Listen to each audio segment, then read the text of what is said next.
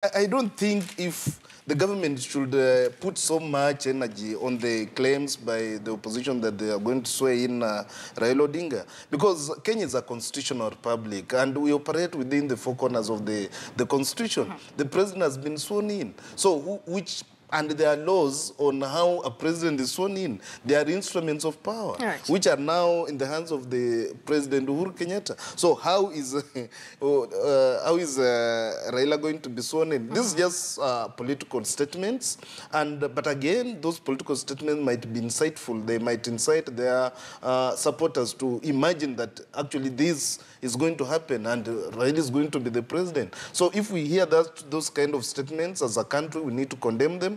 And also, Raila is under pressure because, Michelle, when you realize that you are at a level where Raila is, that people are so much behind you, then your supporters are pushing to make some statements which resonates well with them, because most of them have said that they are not recognizing Uhuru as the president, which is true, which is correct. You can recognize any president or you cannot recognize him. But pushing Raila so much to the wall to the extent that he makes some unconstitutional statements, which to me look like populist kind of statements, then we are heading in the wrong direction as a country. Well, on page 12 here, it says the policing team boss warns that swearing in will trigger chaos. But let's talk about the very fact that Raila Odinga himself has stood in public in front of the crowd and said, "Wakiapisha na sisi tutaapisha." And this is a man whose word is bond to most of his supporters. Those statements were first said by the Homa Bay women representative, Gladys Wanga. And, they were just a way of making the government look like, we are also, as opposition, we are also preparing to take you head on. But you see, things were overtaken by events. Raila expected that Uhuru will cede ground and maybe push for proper elections within 3 months. That did not happen.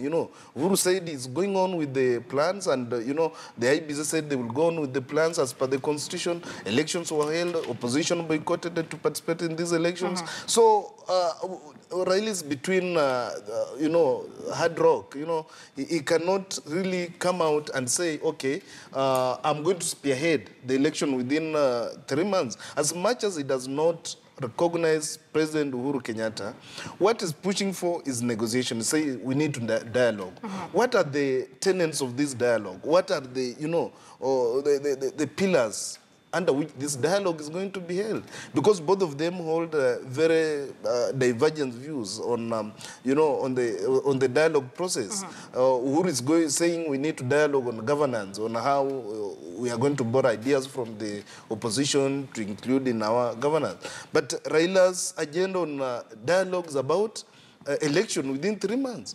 Do you think Uhuru will accept to hold election again, and is IBC prepared to hold another general election or another presidential election? So those are things that cannot happen in the near future.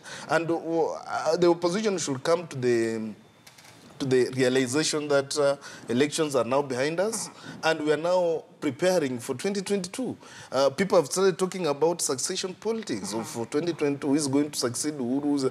Those are the discussions now. And even as the cabinet's being formed, the succession politics is really taking front, taking front page, because they are saying that whoever is going to be appointed to the cabinet, then somebody like Ruto will have a big say on who, on the appointments.